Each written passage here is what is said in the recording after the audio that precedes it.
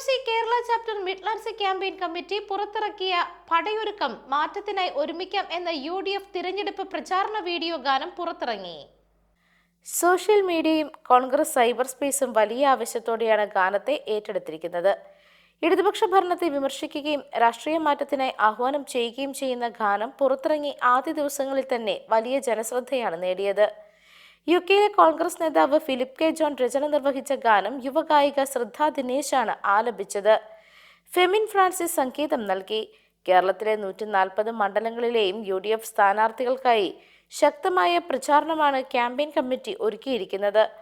100ഓളം വരുന്ന social media war room അംഗങ്ങളുടെയും നാട്ടിലെ IOC കർമ്മസേനയുടെയും നേതൃത്വത്തിൽ നടക്കുന്ന ക്യാമ്പയിനുകൾക്ക് Kerala chapter president Shinu Claire Mathews, general secretary Romy Kuriakose, joint treasurer Manikandan Aikkatt, Sony Chacko, Anurag AR, Simon Cherian, Mithun, Shijo തുടങ്ങിയവരാണ് നേതൃത്വം നൽകുന്നത്. News desk, Magnavision.